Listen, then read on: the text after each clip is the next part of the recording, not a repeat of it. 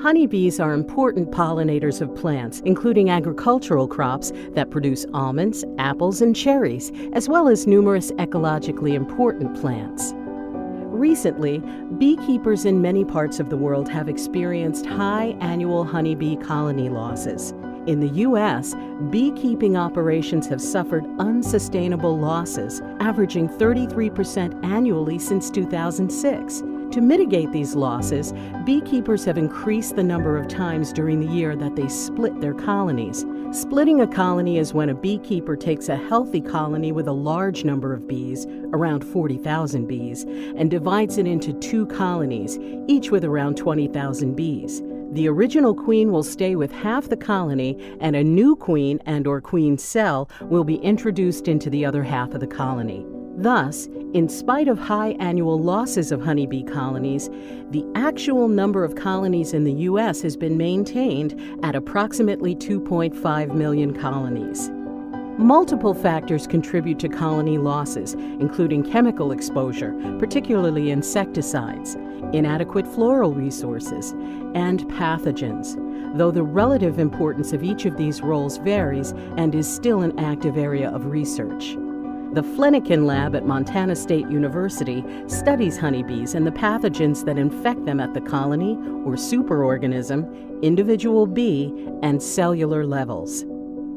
The prevalence and abundance of pathogens, including viruses, correlates with poor colony health and colony collapse disorder, although no single factor is responsible for all honeybee colony deaths. To investigate the impact of pathogens on honeybee colony health, the Flenniken lab works with expert commercial beekeepers to obtain samples throughout the year.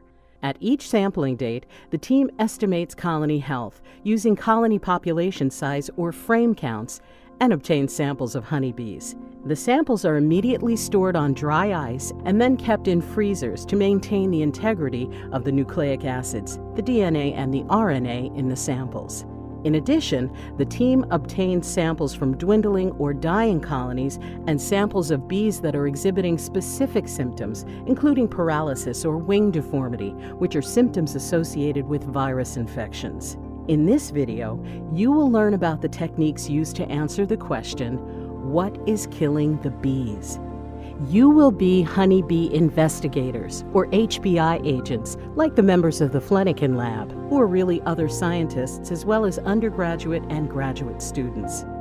You will experience this process virtually, alongside students ranging from 5th graders to high school students that teamed up with Flenniken lab members to investigate honeybee samples from various colonies and determine if there are any pathogens present.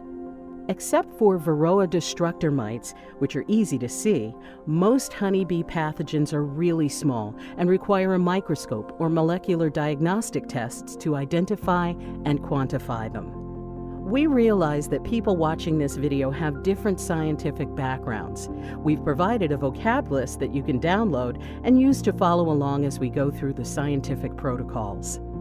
Now let's get started with our investigation to address the following questions. What pathogens are associated with our bee samples? Did those pathogens kill the bees? How do we prepare a honeybee sample for molecular diagnostics, specifically polymerase chain reaction, which we will use to identify the molecular fingerprints of the pathogens associated with our bee samples? Scientists begin with a protocol, or set of instructions, that they developed in order to carry out particular experiments. The honeybee pathogen detection protocol begins with obtaining samples of honeybees that were collected from monitored colonies.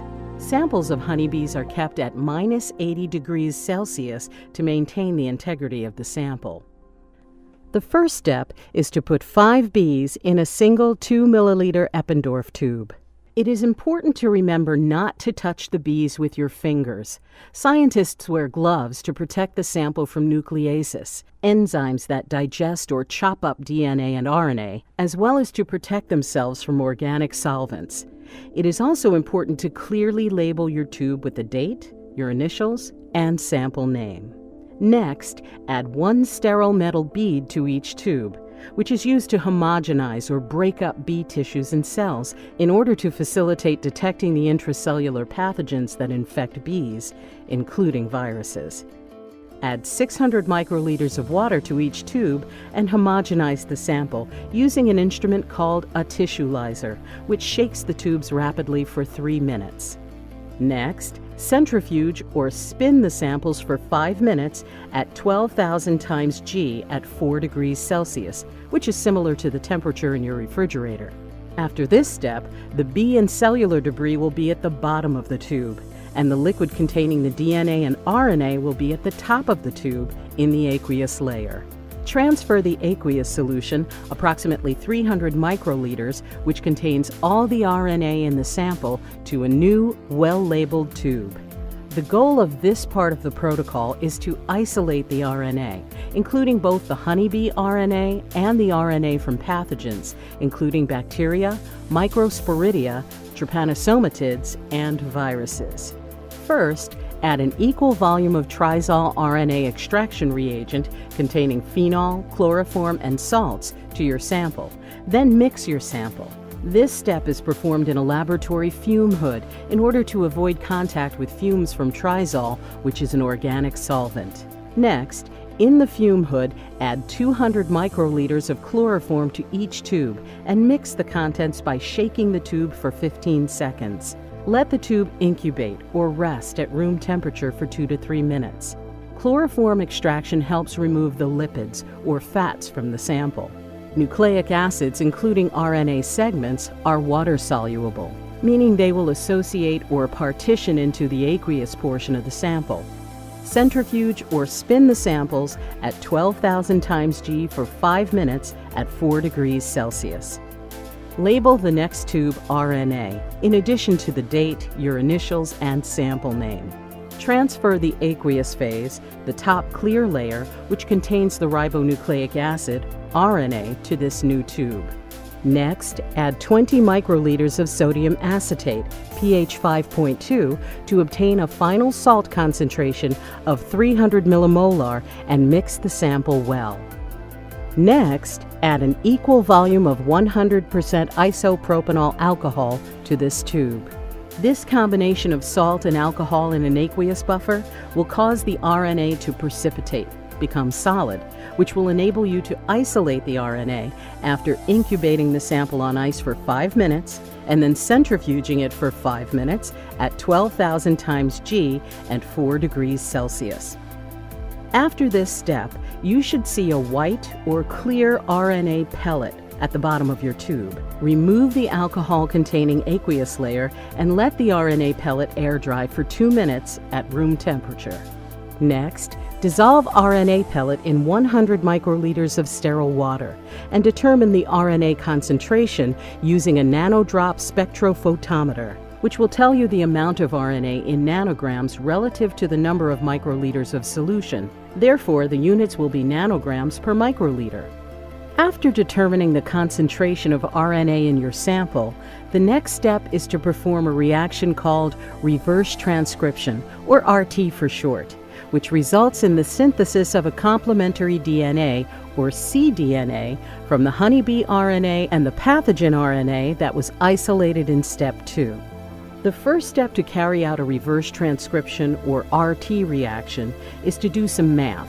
In order to calculate the amount of your sample, you need to put 2,000 nanograms of RNA in the reaction. For example, if your RNA sample had a concentration of 200 nanograms per microliter, then you would need to transfer 10 microliters of this RNA solution to the RT reaction tube in order to have a total of 2,000 nanograms of RNA template in the RT reaction. Remember, DNA is composed of 4-deoxyribonucleotide triphosphates, or DNTP, building blocks: adenine, guanine, cytosine, and thymine. And the specific order of these nucleotides is unique for each gene or genome. Therefore, the nucleic acid sequence of every organism, including pathogens, is its molecular blueprint. Scientists can identify and quantify the number of pathogens associated with a sample by detecting these molecular blueprints using a reaction called polymerase chain reaction, or PCR for short. Scientists and medical professionals use PCR to test for the nucleic acid signatures of pathogens in a variety of sample types. In this example, we will perform pathogen-specific PCR to test for pathogens in honeybee samples. One important aspect of PCR is that you have to know the gene or genome sequence of what you are looking for in order to be able to detect it with PCR. PCR requires pathogen-specific primers, or short pieces of single-stranded DNA, approximately 21 to 25 nucleotides in length, that match the sequence of the virus or other pathogen's RNA that you are trying to detect.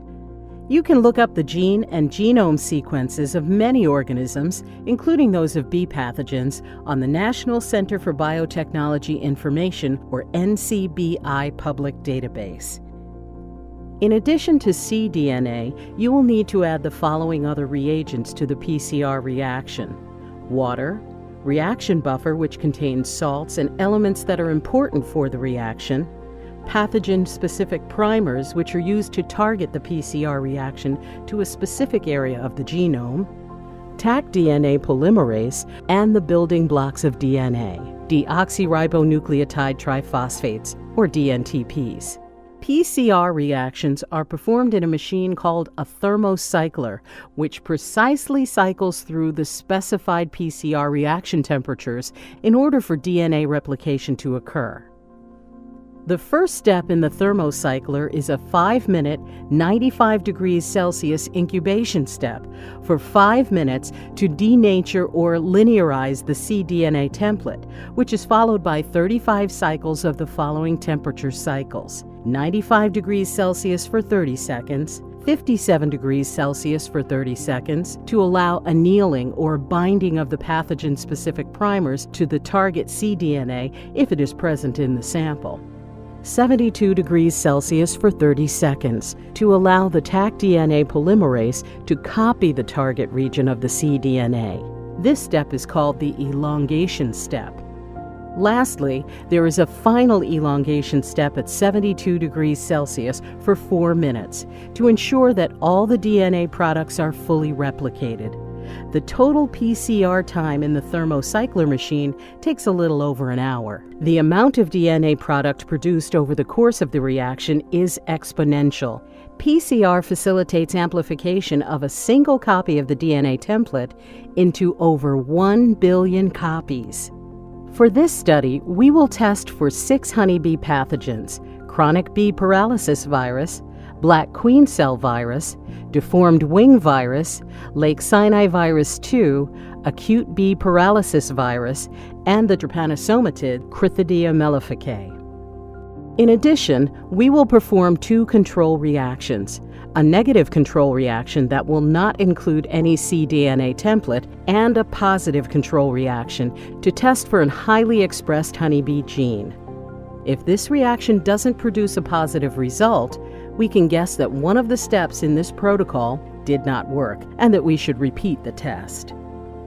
After the PCR reactions have been carried out in the thermocycler instrument, the next step is to visualize the PCR products, which are the results of our pathogen-specific molecular diagnostic tests, by performing agarose gel electrophoresis. Agarose gel electrophoresis, followed by imaging under an ultraviolet or UV light source, enables detection and documentation of the double-stranded DNA products produced during PCR. Remember that for a positive PCR diagnostic test result, you are looking for a band or PCR product that is of a particular size based on the primers and genome of the pathogen. The first step in visualizing PCR test results is to make the agarose gel, which is similar to a block of Jell-O. To make the gel, scientists combine agarose, which is a polysaccharide extracted from red seaweed, and an aqueous buffer, or salt solution, and heat the mixture in order to melt the agarose. Next, a DNA-binding fluorescent dye is added to the warm agarose solution prior to pouring it into a form to make a square piece of agarose Jell-O that has wells in it. The PCR products are combined with a gel loading buffer, which contains blue dye to facilitate loading the PCR products into the wells in the agarose gel. This gel loading buffer also contains glycerol, which makes the PCR product containing solution heavier than the aqueous gel running buffer, so that the PCR products will stay in the wells of the gel and not float away. After a molecular weight ladder, which contains DNA of known sizes, and the PCR products are loaded into the wells of the agarose gel, an electric current is applied to the gel. The double-stranded DNA PCR products are negatively charged. Therefore, application of a negative charge at the top of the gel and a positive charge at the bottom of the gel will cause the double-stranded DNA PCR products to migrate through the gel toward the positive electrode. The migration of the DNA through the gel is both size and time dependent. Larger segments of DNA will migrate slower than smaller DNA segments. After running the gel for about 30 minutes, the gel matrix can be imaged under a UV light with a digital camera. This allows scientists to actually see the DNA products produced by PCR. Scientists can compare the sizes of PCR products to the molecular weight ladder to determine the size of the products. For example, using a particular primer set for chronic bee paralysis virus in a PCR reaction will produce a double-stranded DNA PCR product that is 350 base pairs in length. Therefore, for a positive PCR test for chronic bee paralysis virus, you would see a 350 base pair product after taking an image of the gel. After performing pathogen-specific PCR on honeybee samples and determining the results, scientists must analyze these results to further assess if these pathogens were associated with individual bee and/or colony death. For example, if the sample contained dead bees which were found outside of a colony with crumbled-up, deformed wings, and we detected DWV, then together this data would suggest that DWV killed those bees. Likewise, if symptoms of paralysis were observed and the PCR test for chronic bee paralysis virus was positive, we could deduce that the bees were infected with this virus. Pathogen testing provides just one piece of the puzzle. The Flenniken lab studies honeybees and the pathogens that infect them at the colony or superorganism, individual bee, and cellular levels. We hope this video series has helped you understand a bit more about honeybee biology, the pathogens that infect bees, and the molecular tests that scientists use to detect and quantify pathogens, as well as piqued your interests about how scientists, and maybe you too, can investigate globally important problems in order to better understand them and develop strategies to mitigate these challenges.